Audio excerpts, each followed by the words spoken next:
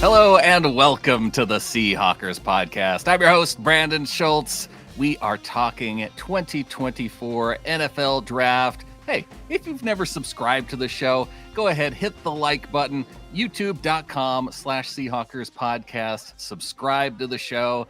We are rocking and rolling through the offseason, and I am joined by my good buddies, Clinton Bonner and Adam Emmert. Adam, the draft is over. Here we are.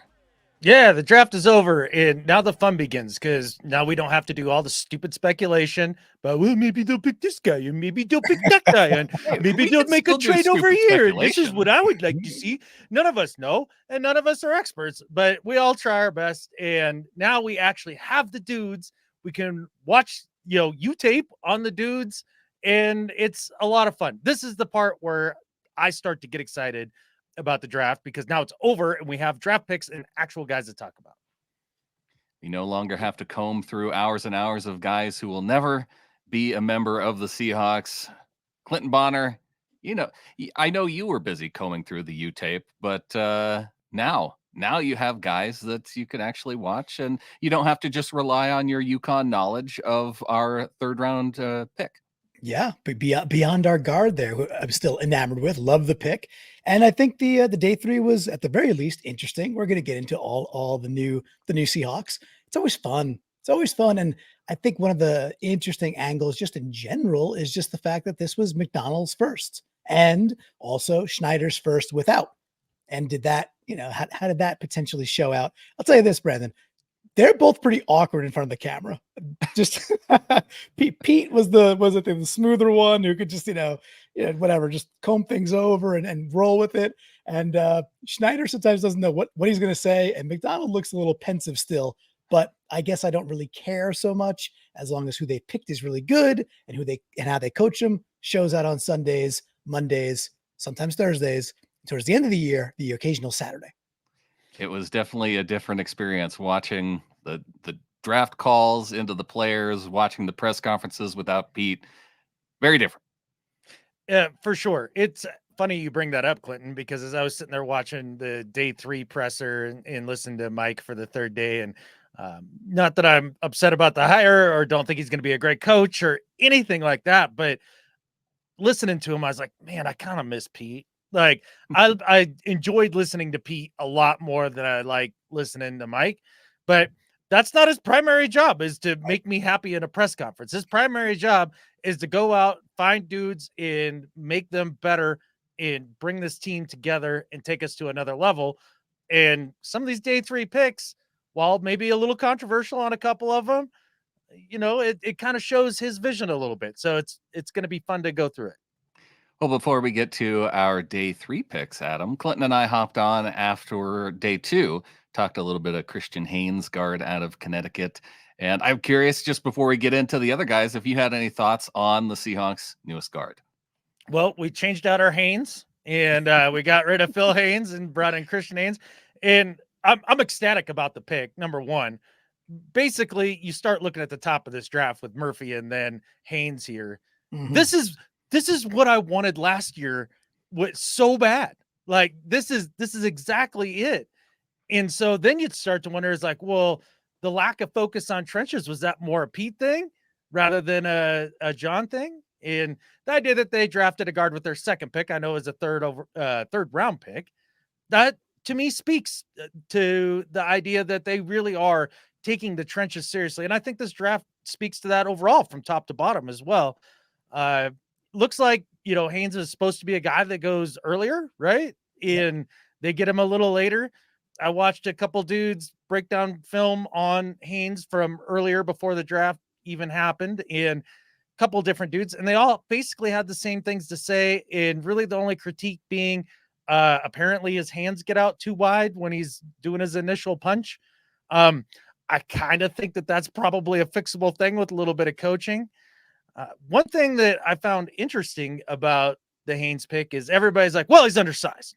He's undersized, this, that, and the other thing is like, okay, well, I mean, what is an average NFL guard these days, right? Like, I'm thinking like 313, 6'2", 6'3", like that's undersized. He's over 300 pounds. Like, what are we talking about undersized? He's then 2 inches shorter than a normal guard, I guess, is probably. Yeah. Yeah. Dame Lou was 6'4" and 325. So like, here are top 5 guys for PFF for the guards. Now, whether or not you agree with it's one thing. But these are just dudes, right? That have had some success, right? Versus Chris Lidstrom, 6'3", 307. Is that bigger or smaller than Christian Haynes? Smaller by weight. Smaller by weight, right? And I think when you're looking at some of these things, like, I think that you have to look at it in terms of weight. That's the way that I'm looking at it with guards. Like, I don't give a crap if they're, 6'6" or 6'2", right? Like, that doesn't make a lot of difference to me. It's really kind of more the beef, the mass, right? Second one, Kevin Dotson from the Rams, 6'4", 321. Oh, my stars, he's 8 pounds heavier. 8 pounds heavier than Haynes. Haynes is so undersized. Quinn Menarez from the Broncos, 6'3", 320. Oh, my stars, he's 7 pounds. 7 pounds heavier for the undersized Haynes right there. And you go down the list, you get the point. They're all within about 5-10 pounds of one another. Doesn't seem like he's undersized to me. And you watch the tape and he just buries people. I love that stuff. I'm fired up for it. Yeah, one of the things that we noticed and think that he's going to be good at in particular is his ability in the screen game, because he has that ability to move. He has the ability to block in space really well. So that was one of the things I think that excited Clinton and I the most. Yeah, I was very fired up about that. And Adam, we talked a little bit about, does that lean into what Grubb is looking to do, which was get these guys in space a lot, pull the guards a ton, and go for the more athletic guy versus Bradford if he's going to just be a right guard and he's competing 1v1 versus Bradford come July, August. Yeah, I find it weird that most people don't think that there's really any possibility he competes at any other spot. Why can't he compete with somebody like Laken Tomlinson? I mean, Tomlinson's fine. He's not a world beater, though. Like, there's no possible way that he can go 2 spots over. Like, that's such a big ask at guard. I don't think so. I think he can definitely compete there as well. I think it's just more of flipping, it's like that whole just flipping it over, like, and you're skateboarding one way your whole life, and then you're asked to go goofy if you're a righty that has to then all of a sudden go lefty, and some things change. And do you want to do that to this guy? And again, we saw that with D-Lou. We talked about that last time. D-Lou was a really good right guard his first year. They yanked him over. And I don't think he actually ever got back to how good he was his first year in what was his natural position. So just, we'll see. We'll see how it all shakes really soon too. Yeah, I think it's possible. He could even play at center. He was taking snaps at center in the Senior Bowl. So that could be another spot that he ends up at. Just, it does seem to me that versatility is looked at as a positive with a lot of these players. And so as we get into the day 3 guys, I think we'll see that quite a bit. Day 3 started out with the Seahawks having the second pick of the day 3 at the, 102 overall. They end up trading that away to the Broncos. They get back from the Broncos. So they trade a 4th and a 7th, and they get back a 4th, a 5th, and a 6th. So they move up a little bit earlier from the 7th to the 6th round. They drop back a little bit in the 4th round, and then they add the 5th rounder, which I think we were looking at that space and going, man, that's going to be a long time to not have any draft picks. Apparently, John Schneider agreed. He drops back. They end up taking Tyrese Knight, the linebacker out of University of Texas, El Paso, UTEP. And there was a little bit of, I don't know, maybe because this guy wasn't expected to go quite this early. But I have to say that once we got into the 4th rounders, like, there was one guy who ended up coming off the board, I think, in Gray, right after they traded out of that pick. And there just wasn't a whole lot of depth. So I didn't care much, but it almost felt like the Seahawks were drafting for need by this time, and they hadn't taken a linebacker, and maybe this was the last guy that they really liked. Did you guys have any thoughts on Tyrese Knight?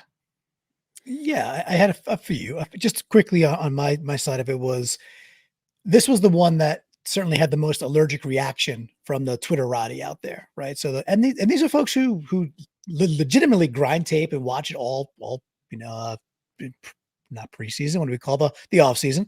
And just had him more lower ranked than others. So from a floor perspective, I like Jeremiah Trotter Jr.'s game because I just thought he was plug and play. That's a good linebacker. And I think everything I saw would be like, okay, that translates. And I think we have a lot of risk at linebacker. So for me, it was just like, okay, I don't know the dude very well. I just don't, right? But I can absorb what's being said about him. I know what our linebacking room looks like, which is pretty risky already. And I just feel like we've compounded that versus doing a bit of a floor thing, with whether that may be Barrett or Gray or Trotter Jr. And we took a more of a risk in the 4th round that most people are like, ooh, you didn't have to take him there. With that, hey, Mick McDonald must have liked something about that guy. And it's his first year. He's the linebacker guru. I'm not. Adam, are you the LB guru, or are we into the trust tree with McDonald early? Yeah, that's a great way to put it, because, I was just sitting here thinking, is like, I'm the type of person that, with, say, my head coach, right? I'm going to give you the trust first, and then you're going to have to lose it, right? And I feel like the people that are having a big problem with this aren't giving the trust out first. And the weird part about that to me is, you talked about Mike McDonald being the linebacker guru, okay? Just like Pete Carroll was the cornerback guru. And how many corners did we pull from the sky and make into legitimate players because of Pete Carroll? It's a bunch. Now, most of the people that are having a problem with this, you said it's the Twitteristas, with their analytics and, bean counting and getting all pissy about stuff. These were the exact people that couldn't wait to get rid of Pete and wanted Mike so bad they could barely stand it. So now you got your coach, you got your new coach. He makes a pick that is in his wheelhouse of expertise, and you're whining, you're complaining, you don't trust the guy. Like, this is the guy you wanted. Like, you either trust him to do his job and be the Magic Mike linebacker man, or you don't. So at this point, could they have picked a different 4th round linebacker to try out? Sure. They could have gone with Jeremiah Trotter. That probably would have made more sense to me because I recognize the name. That's about it. In terms of, can they make Tyrese Knight into a player? Maybe no more or no less than any 4th round pick. But at this point, I've decided that it's time to trust in Mike. Either you hired him to do the job and you trust him to be the guy he sells himself as, or you don't. And he says he's the linebacker guru. Okay. Then you saw something we did, and you're the expert. So here we go. Well, the interesting thing was, it was Michael Barrett, linebacker at Michigan, who ended up going in the 7th round, who was probably ranked ahead on some boards of Tyrese Knight. And I think if a Michigan linebacker would have been selected then in that spot, everybody would have been on board, because they would have been like, oh, hey, it's a Michigan guy that he knows from his days at Michigan. So it makes a ton of sense. And instead, he ends up falling to the 7th. And people are scratching their heads as to maybe why that is. Yeah. Clinton. I do think it's, I think it's okay to for the folks who go out and really watch, I think it's totally fair to go criticize and say there were other dudes that I would have selected. Oh, yeah. That's fine. They put their brand on it and say that's their guy. I don't. Rick Spielman, the old GM for the Vikings, he said that Knight, his quote was, "He's a blind dog in a butcher shop." and then there were wait, was he describing Tyrese Knight or his drafting strategy as the Vikings GM? Well, he did get Jefferson right, but that guy fell to him, drastically fell to him, right? So I'm not going to give him too much credit. That's an interesting way to describe a guy who led the FBS in tackles just last season. Tons of tackles, and I mean, you don't just blind your way into tackles. Well, that's, there are others out there too that, and don't need to name everybody. They're doing a good job with it too, that just seem to think that he guesses quite a bit at this point. And with that, it's okay if his traits were showing out. When they asked McDonald, "What do you like?" That's the most important part, right? What did you like about him? He talked about him being a very instinctual linebacker. Yeah. So he sees something. So even if I agree, and I do, sitting there man to man, I agree there were other dudes I would have liked to have seen. mainly some of it because name recognition, because I saw the draft process. It's all good. But if that's who McDonald wanted, then I could just sit back and be like, okay, that's our coach year one, and he deserves the grace, and we'll see how this goes. And hey, what a cool story it would be if halfway through the year, Tyrese Knight is like a dog and we love this guy. It would just be such a cool thing. And if he's not and he misses, you know what? It's okay too. It's a-okay. It's year one. Or if he we're- misses, so our Montana linebacker, Patrick O'Connell, can Yes. start ahead of him, There you go. then that's a fine story too. And Drake There you Thomas. I want to say quickly, we talked about these dudes. I'm still on that wagon. I do think it also just shows you, hey, they're willing. I think it's a great actual point, Brandon. They're willing to take risk with their 2 1-year linebackers they got, and then taking a guy what they may deem has more upside than a floor, because maybe they think in their up their sleeves, both directions, they have 2 floor guys. And Thomas and O'Connell just sitting there, and they're like, hey, we got floor. We're okay there. We could roll the dice more than you think we can. And this is McDonald's role. And that's okay. Because guess what? It's his dice too. Well, we're talking about a 4th round pick here, right? Like if this was a 1st round pick and they're drafting somebody that you're like, holy crap, they could have grabbed him in the 4th pretty easy. Yes, I could see the consternation a heck of a lot more. But it's a 4th round pick. I mean, how often do you hit on 4th round picks? 40% at best? Yeah. And they 0% when it's a wide receiver. yeah, True that's fact. true. That's true. And they did the thing where they accumulated more 4ths, the 5th, the 6th. So they had a couple more shots anyway. So I do think that should go into the, the equation a bit to be like, okay, well, you know what? He maneuvered, they got more picks, and they took the dude they wanted. So we'll see. We'll see how it all goes. I hope Tyrese Knight is freaking awesome. Be great. Let's go. I just want to point out a scouting report that I found out on YouTube from @Niners2000. So I know he's not that great on picking his teams, and I hope he's better at scouting. And he's says, only "I been a don't- fan of the Niners since the 2000s, so all he knows is the failure part of their organization. All he knows is the failure part." But he was kind enough to comment on one of the scouting report videos on Tyrese Knight. And so I just thought I'd throw it out there. It says, I don't care what this person or any biased person says. You don't know this guy because I'm from El Paso, Texas originally. I live in Houston, Texas nowadays. So my sister went to UTEP. My cousin Ryan went there years ago. Both of them graduated in 04 and 06.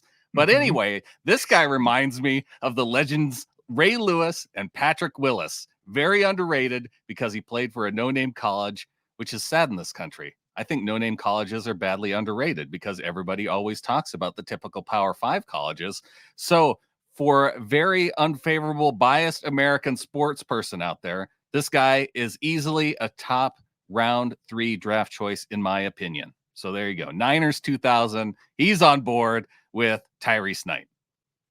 I mean, when Not- you've got not on board insider with grammar, information But he, from your sister that graduated from there 15 years ago, and you haven't lived there for a long time, when you've got that kind of insight and insider tie-ins, I mean, how could you be wrong? I thought it was important information to add. So Yeah. now that we have that, we can move on to a round 4 pick, tight end AJ Barner. They got a Michigan guy. They didn't get Junior Colson. They didn't get the other linebacker. No, they went tight end and get AJ Barner, national champion. Yep. And he blocks the shit out of people. So you got those 2 things. Sounds like there's not a lot going on there for him as a pass catcher at this point. Kind of the knock on Will Dissly too when he came out of Washington, but Yeah, maybe he can be a little bit more force in the pass catching game. But at the end of the day, this is part of the reason why I love this draft. First pick, trenches. Their second pick, trenches. Linebacker, just behind the trench. I mean, about as important to making that spine of the defense that he's talked about. And then you go out and you get a blocking inline tight end. That's like another offensive lineman. I love it. I'm into it. Yeah. Well, so for me, I love this pick. This one again was like, oh, well, you could have had him in the 5th. There was a bit of a tight end run, and then he could have went in the 5th. And then my same reaction kicks up where I'm like, who cares? Like you got 2/4. You did the thing where you got your second fourth, and then you took a dude you're very familiar with. You know him very well. He is I think the best tight end blocking grade in the nation. They ran the crap out of the ball. He's really sound, and to me, Brandon, he looks to me very athletic enough that if they were like, oh, you know what, we're going to make you a bit more of a pass catching threat in the NFL. I mean, like Sam Laporta last year, he didn't catch the ball all that much either in the system he was in, had all the skill sets and is a good blocker. And lo and behold, Sam Laporta became basically rookie of the year with the Lions. So maybe we get that with Barner here as well. I really like this pick. I think this dude could play. The weird thing about the criticism about his pass catching ability, that was like Adam pointed out with the size thing and being undersized. The knock on Barner about his catching, it was weird to me because everybody pointed to, oh, well, here's your Will Dissly replacement. Well, Will Dissly, he turned out to be a guy that you could throw to. He caught the football well. He only caught 25 passes in college. And part of that was he converted from defensive line to tight end for his final 2 years at Washington. But over 2 years, caught 25 passes.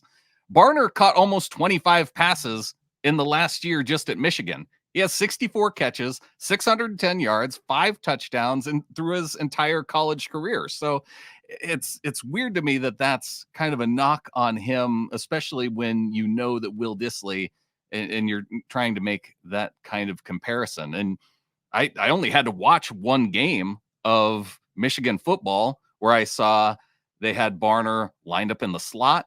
They had him lined up outside. They had him lined up in line, and he caught passes in one game out of all 3 of those spots. So a pro style offense, they used him all over the line, including outside.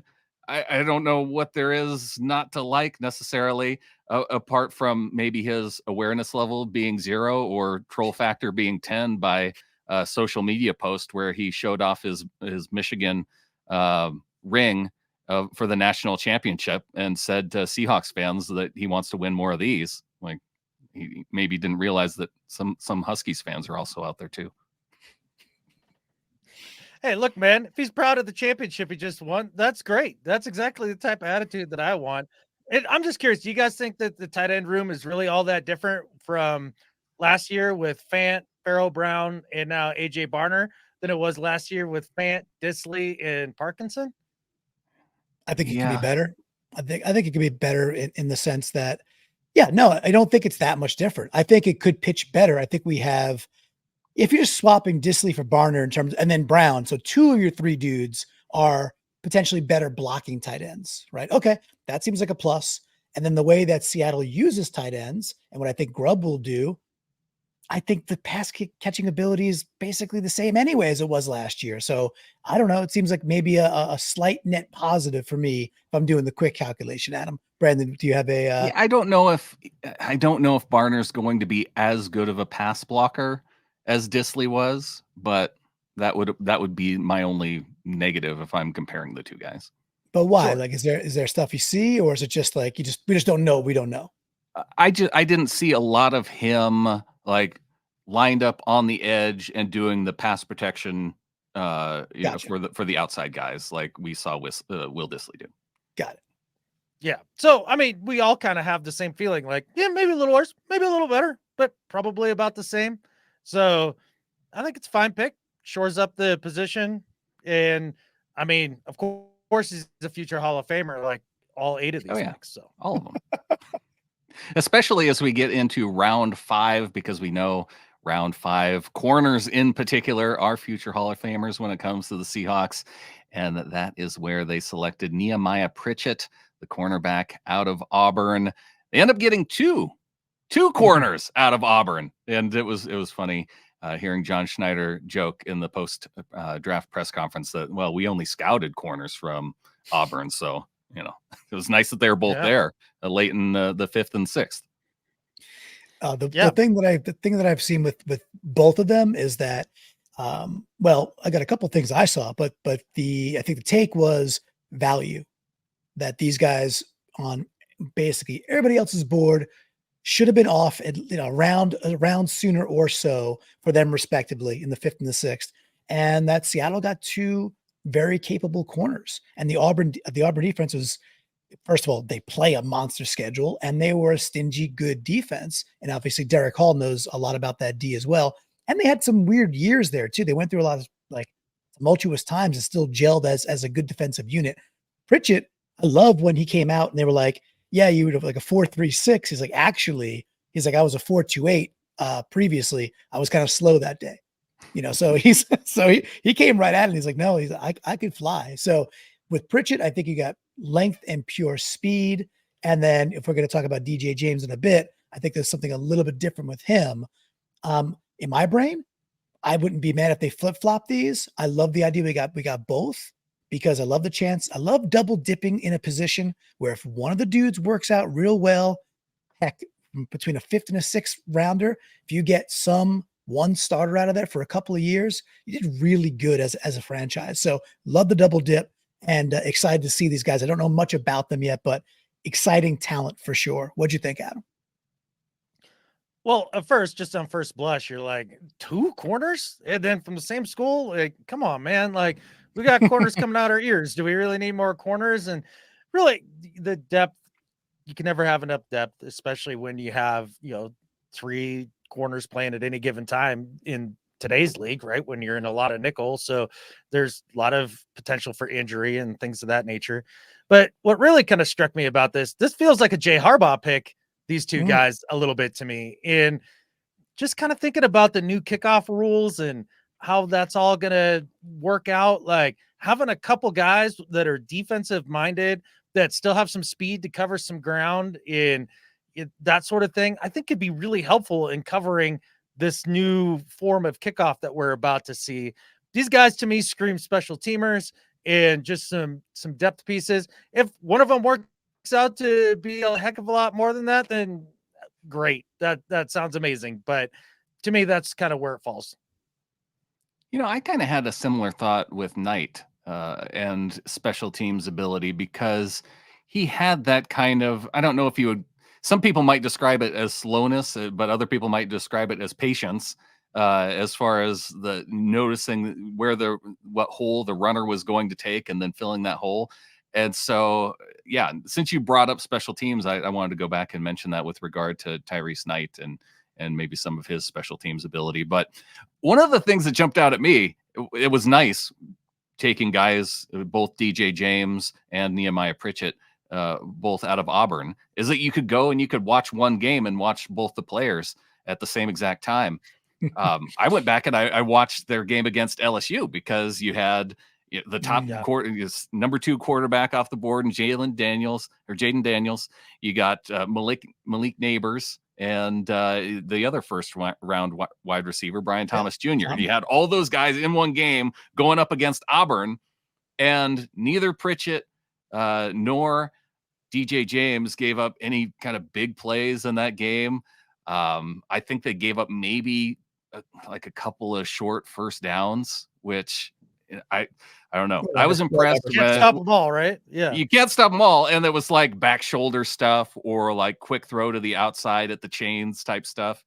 It wasn't anything alarming in terms of where they were or getting beat. And it was those guys holding down some of the top receivers. So when I saw that and I thought, man, you got these guys in the 5th and 6th. And at first you think the Seahawks have a ton of depth at corner, but then you start thinking, Michael Jackson, he has what, 1-year contract? You've got Trey Brown, who I think has maybe got 1 year left on his deal. So there's not a lot of long-term depth at corner. And the other thing is, who knows, they might move some of these guys to safety because they didn't do a whole lot of drafting of safeties. Well, I want to just toot Adam's horn here a bit too, because Adam, the end of last year, you were one of the few voices that I heard, and I listened to lots of Seahawks content, where you were like, I would trade Tariq Woolen. And you were bold enough to come out and say, that's what I would do. The dude ain't tackling. He's not willing to tackle. And McDonald, over and over and over, he keeps saying the same thing. So when people like that talk, you probably should listen. And I hope Tariq is listening, for our sake, because the dude's an uber talent. You don't run a 4.23 or whatever he ran at his height like a gazelle out there. He's amazing. You don't, you just don't find that kind of talent very often. With that, McDonald's being very, very clear.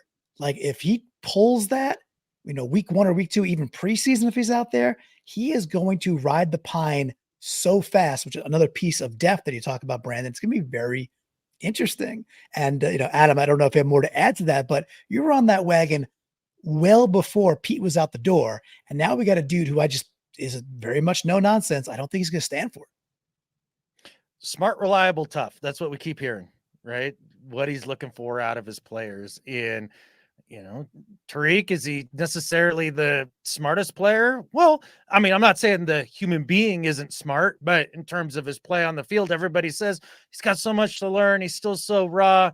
I mean, you keep hearing that. So smart, I don't know. Like, I don't think he's particularly a smart player. Reliable, well, he hurt himself getting onto the practice field last year and missed a bunch of games. Like, is that super reliable?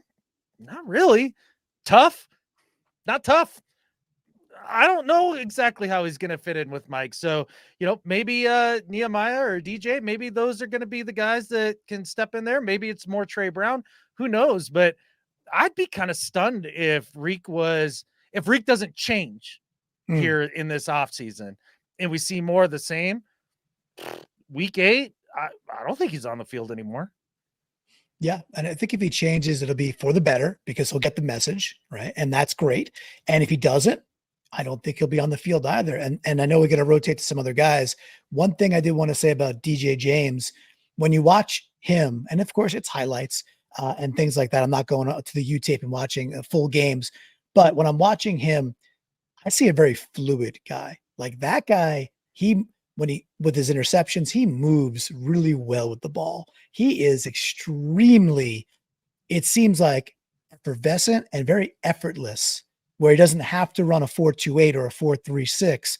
He's in the 4.4s. His positioning and his fluidity is really something. He's quite elegant out there and just seemingly like, the ball's there and so is he. He's right there on time without taking a PI. And I think he was the 3rd best rated cover guy in all of PFF last year. Again, playing in where they play powerhouses. The schedule does not stop. And Auburn was not exactly an offensive team that gave the defense tons of relief. They were out there a lot. So I really like what I saw from DJ James. I think they both could be great. I don't know. But Brandon, was there a one or the other for you? Or you're just like, we'll let time tell us. I leaned more toward Pritchett just because in terms of outside guy, he struck me more because he's more of that solid press man corner type.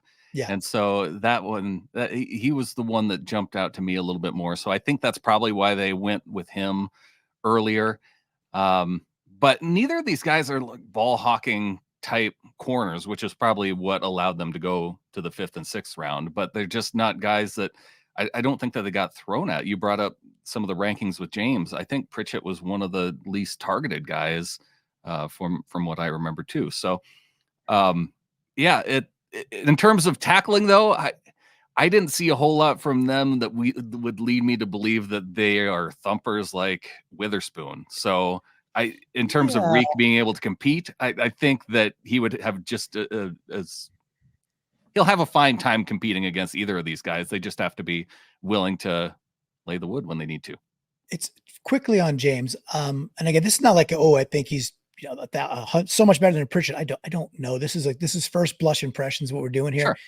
I saw a very willing tackler though with James, and an instinctive. If you look at the highlights with Woolen too, I mean, you can find highlights where they're willing tacklers. But I get it, but recognizing screens, and shedding blocks nicely, and then putting his hat where it had to be. And again, I'm sure there's probably 20 other strips of film that show a bit of the opposite because I'm not watching the whole thing. Well, and him being an inside guy, he probably, I think he had more of those types of opportunities too. Than Absolutely. Pritchett. For sure. But exciting players. And hey, like again, the double dip, I think is smart. And we've done that a couple of times now, years running, this one in particular with Auburn, just interesting. Be fun. Yeah, the other part I would say about both these guys is the versatility piece, because they did move them all over. And it was interesting. I think it might have been James that I heard on the conference call saying that, did you have a set side? And he basically said that they just decided where they wanted to line up, which I thought was Yeah. kind of weird. Like Yep. they don't have a defensive coordinator that says where they want them to be. They just kind of decide. But maybe that just speaks to their overall football knowledge and where they felt most comfortable lining up against certain guys. But that hopefully speaks to the versatility, their ability to be versatile. Yeah, DJ James was the one that went back and forth between nickel and the outside as well. Yeah. So a little bit of versatility there. But the only versatility I care about is how they are as gunners. Because that's more likely what you're going to get with 5th and 6th round corners, especially year one, right? More likely. However, what round was Trey Brown? Round 4? Round 4, yeah. Round 4? Okay. And Reek was round 5, so. Yeah. And Sherman? Round 5. And Camp? Round 6. Okay, got it. Well, another round 6 prospect was Satoa Laumea, guard out of Utah, drafted at 179 overall. They get another guard, which, you can't have enough guards. Seahawks need some guard depth, and they got one. Oh my gosh. I mean, how can this draft not be an A+ when you draft 2 guards who are guards? I mean, we've been asking for that sort of thing for years. And look, the thing that I like most about this pick is he's been doing it for a while in the Pac-12 and was an all Pac-12 team member 3 years in a row, has a bunch of experience, big, strong guy. Utah's known for having, kind of the tough nasties up front, and add that in there for competition in at the guard spot. I like it. I mean, again, it's a 6th round pick, so we'll see how it goes. But at the end of the day, like, having 2 bites of the apple at guard in this draft, that makes me a happy boy. Yeah, I love the double dip again. I just think it makes sense. And the other thread that I think just keeps getting pulled through is lots of different analysts were like, this guy, could creep into the late 3rd, could be a 4th rounder, early 5th. And here he is sitting in the 6th. And that was a pretty, pretty standard grade on him, was that this, again, was a value pick who played a lot of football, a ton of football. So you get a guard who played guard. I don't think he played basketball. That's probably a plus nowadays. And an exciting double dip in a place where we really needed it too. I loved his Brandon. Did you catch his call? Yeah. With was it Huff or was it Grubb? I think it was Grubb, but he's talking about how he should have recruited him. Yeah, he did speak to both of them, but yeah, I think it was Huff that lamented not being able to draft or to recruit him to Utah or to Washington. Yeah, and Adam, if you didn't see that particular part of the phone call, he remembers it. Sato remembers, and he goes, "Yeah, you guys wanted me to play like D line," and Huff is like, "Yeah, that's how versatile you are." So kind of cool. They both remembered that they wanted them to play defense. He's like, "No, dude, I'm a guard." So even when UW wanted him as to go play something else, even basketball, probably, he said, "No, gentlemen, I'm a guard," and we could be happy about that. Well, they did get another player who could potentially play guard. It is Michael Jarrell, offensive tackle out of a college. I think it's a college named Findlay. That they drafted him in round 6. I didn't know.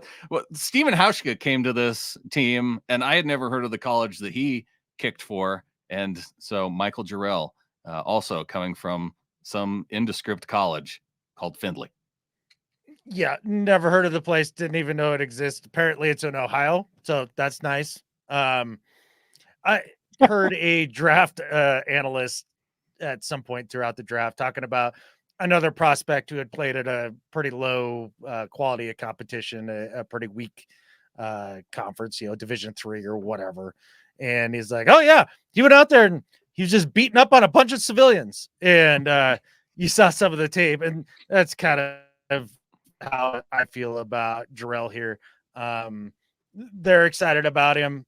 Cool. I honestly don't care about this pick. This feels. Do you remember Soakley when they drafted that kid? Yeah. About Was 4 that or 5 Buffalo? years back. Was it like Yeah, University of out of Buffalo? Right? no Squaresville College, and like it just he never amounted to anything. That's how I feel about this pick. So I just cool.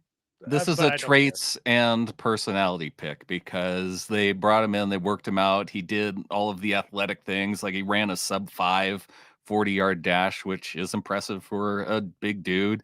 And he also, I think he had a huge, high jump, vertical, and they really liked him as a person. So, because they brought him in for one of their official 30 visits. So Yeah. he met like all of those things. He's available late in the draft. They need depth on the offensive line, and who knows, maybe he could turn into something special. I tried to look for basketball ability in his background too, didn't see it. So, but I have a feeling that if you go with the speed and the vertical, he could probably play some basketball. Yeah, this might be a Stone Forsythe replacement in a couple of years if Stone's up against a contract that's going to cost more than a league minimum and still hanging around as a swing tackle.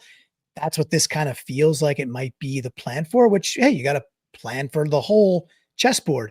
The thing that I didn't love from last year was when we took Kenny McIntosh in the 7th, when Ivan Pace Jr. was out there, and then UDFA'd his way to Minnesota when we needed a linebacker. So watching this spend, or I'm like, oh, there's still linebackers where you could double dip in another position of real need still. That's the one where I hope we don't get snake bitten, where it's like, wow, we're still super thin linebacker, and we took a risky guy in the 4th, and we didn't back it up with. I'm not sure if Barrett was still available at 207, but I think he went in the 7th. Yeah, right? Just like a pure floor guy. That would be to me like a miss, but I can't blame Michael Jarrell for that. That ain't his fault. It's No. it just kind of reminds me of us not taking care of some floor. And this is a dude that you probably could have got on UDFA. I don't know how many people were knocking down Jarrell's door, but I guess we'll never know. Yeah. Then we would have missed out on his draft call. And that's Sure. what matters. Yeah. I mean, who knows? Maybe this is the ultimate Abe Lucas insurance, and like this is going to be the greatest pick of this draft and all that. But again, the last pick of the draft, I don't honestly care that much.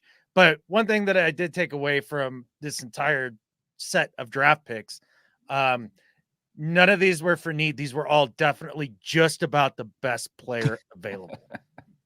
It felt very, very needy. In fact, it felt like they drafted more for need in this draft than any other draft that we've seen in recent times. So yes, I'm picking up on your sarcasm, Adam. Yeah, because I got lambasted for that last year, being like, just BPA is just stupid. Like just that. Like you got to do like a little bit of both, right? And it feels like they were maybe leaning a little bit more on the need side of things. I like it a little bit better, and I think this is a home run draft class just based on the top 2 picks. Yeah, I think that's fair, right, Brandon? I think if nothing else, if they both hit in some ways where hopefully Murphy's, just the absolute disruptor. We haven't said his name once in this whole recap, but that's because we were starting really in day 3. But yeah, I mean, if you hit just there alone and you get some value from the rest, great. I'd sign for that right now. I think we all would. It's like, okay, you nail the top of it, and you figure out the rest of the roster. It's kind of how it goes anyway, right? And so any other are you grading it, Brandon? You giving this, the B's, the A's? How do you feel it shook? I don't know if I need to grade it necessarily. I think PFF gave it like a B+ or something. So I don't know. Maybe we'll go through and see what others are grading, because so many of the grades, I feel like all they're doing is they're basing the selection off of the consensus draft board. And so Right. like you Yeah, went I down agree. I agree. and both Byron Murphy, Christian Haynes, they were seen as value picks. So the people were high on them. People were lower on the draft board in terms of Barner and Tyrese. So they tended to get bad grades, and then they got good grades for the corners out of Auburn because they were available lower. So yeah, that's all that we tend to see from grading. So I don't know if it provides much in the way of value to listeners. The whole grading thing is a little silly, but I know why we do it as a culture. Like it's fun to do, and all that. So I've got a grade for this. It's a 12-star plus, and you can figure out what that means because it's just as arbitrary as the rest of them. I love it. The one piece of the entire draft that I did want to touch on too, that really has nothing to do with the players selected. It has a lot to do with the players we didn't take. And two things come to me here. Number one, they like Sam Howell better than maybe you do, right? I like they like Sam Howell. They spent not really a third. It's really not fair to say a third. Probably washes to more like a fifth with the value, or like a fourth. Regardless, they like Sam Howell. They got Sam Howell. They think he's the backup. But my take, gentlemen, is that it's actually not about Sam Howell. It's actually way more about the actual quarterback of the team and Geno Smith, and the entire, I don't know, last 2-3 months, since 4 months, 5 months, since Carroll was fired, all you heard was this chorus of, well, this is Geno's last year. It's Geno's last year. Adam, it's Geno's last year. Brandon, it's Geno's last year. And I'm sitting here going, I don't believe you. And I think this draft, we had chances at Rattler. We had chances at what's the FSU guy you love? Travis, right? Travis. You know, Leary, others.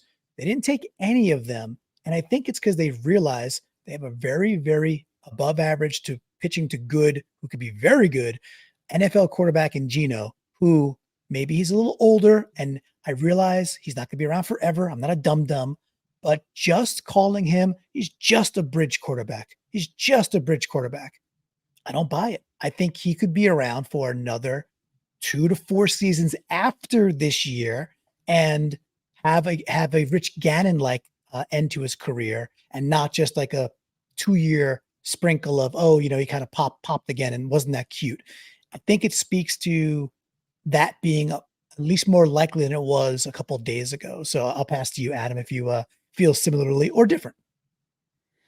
Well, I do feel similarly to you in the fact that I don't see Geno as being just like gone or easy to replace by any stretch of the imagination. Like, if we roll with Geno this year, next year, and the year after, and he kind of continues at the same level that he's been with, I don't know, some semblance of a defense to have his back, I think that could look pretty nice for the organization going forward. I think part of them not drafting a quarterback is, you can look at it 3 ways without being anti-Geno, right? In terms of wanting to draft a quarterback. One way would be, okay, you end up getting Penix to fall to you, or whichever one of those top 6, 7 guys that were your flavor, right? They happen to fall to you at 16. Well, you just got to pick him because, you know, that's a damn good quarterback and he's there. So you take him, you let him sit behind Geno for a year. And I do think some of those top 6 guys have potentially more upside than Geno at this point in his career. I think there's a point where you got to take the gamble on a younger guy. Okay, fine. I could understand that. I think the second way to look at it would be, look, man, we found a guy later in the draft. We bring him in. He sits for 2-3 years behind Geno. If he ends up being the dude, then awesome. If he doesn't, fine. But you got to be going through the quarterback process as an organization. And then the third being like, yeah, we actually really like Sam Howell, so none of these guys are good enough to unseat him. I would agree with that on Rattler. I just don't think he's that good. And I mean, could Jordan Travis come in and beat Sam Howell? I think so. But it's not that they were refusing to draft Travis. He went just a couple spots before, I think, pick 170 or whatever it was for Lamea, yeah. For Lamea, yeah. So who knows? Maybe they would have taken him there. But I don't know that any of it's an indictment or necessarily a endorsement of Geno either way. And I think you can be looking for other quarterbacks without being like, no, Geno's no good and there's no reason for him to be here. So there's 3 possibilities out there, Brandon, or at least the ones Adam laid out. Do you subscribe to any of them, or do you have a fourth, or dare I say a 5th take? I think that they like Geno Smith. I think that was obvious in the press conference when John Schneider got pressed with the question of, what is your long-term view of the quarterback spot? And I think he kind of clowned the reporter a little bit. Oh no, the question was, what is your long-term plan for the quarterback? The long-term plan, 2025. And John's response was, is that a serious question? And guy's like, yeah. And he's like, oh, well, we have Gino. Right. And we traded for Sam Howell. So I think that they do. Yeah, they're not looking to replace Geno Smith. That's obvious. And I think when we got to discussing quarterbacks, it was more of, yeah, if one of those guys, like you said, Adam, were to be available at 16, then they should be considered. And, we had options if you wanted to try and replace Sam Howell in the short term. So um, it didn't surprise me, especially when we saw 6 quarterbacks come off the board in the first 12 picks, that the Seahawks didn't take a quarterback. Once that happened, I could have given up a bunch of picks, I suppose, to try and go up, but then we probably would have been banging on our team pretty hard for not really being in position to do that. We're at this point to where, okay, we saw Geno for the first year, and things worked out pretty well, but we had those questions. We were like, well, can Geno Smith win it in the final moments? Like, does he have that ability to where he can drive the team down the field and win games in the final seconds? And then he came out last season and he said, oh yeah, I can do that. In fact, I'll do it 4 times, which in the last 2 minutes, like, a quarterback hasn't done in however many years. So Geno answered that question just fine. And now we're going into this season going, well, yeah, but can Geno Smith win if he at least has a capable defense? And we've replaced the coach and Pete Carroll. We brought in a guy that can hopefully put together a capable defense. And now we'll get to have that question answered of, can Geno be that guy who can do all those other things that we saw in the first 2 years, but now put it together and also do it with a capable defense? It feels like it's more likely that he would be able to do that with a capable defense. And the one little cherry I'd put on top of that, the addition of capable defense, yes, right. So that's your balance of power, that's your time of possession. So you're just not like playing down and then it's like literally 40 minutes to 20 or 38 to 22. We saw way too much of that. The other factor we didn't mention yet is also, even if it's a slight upgrade year one, maybe it's more than slight, it's a better offensive line, and specifically a better offensive line on third down. And that would be something. And, so Brendan, so, maybe so. So you're like, all right, well, D-Lou and it might be. I understand it's more. Lakin can be a downgrade. The new guards can be a downgrade. This, Olutimi, we've only seen the middle of the offensive line is still a huge question until we see how it actually works. I guess in my brain too, I am putting into the basket like a healthy Abe Lucas into that equation, right? So if it's healthy Abe, year 3 cross, Olu doing his thing as a starter, and then between Haynes and Lakin, or if it's Fant that slides inside, or it's Bradford, I think that's a better mix from what we had versus last year when we were trotting out 42-year-olds and just dudes who are no longer with the team. Let's put it that way. So I think there's a substantial chance, or a good chance, we see a at least slight upgrade. And again, specifically on third down, if we get a little bit of third down protection, Geno is very good at processing when you give him a little bit of freaking time. You allow him to get teed off on third down. Well, guess what? Nobody, every single one of them turns back into a pumpkin.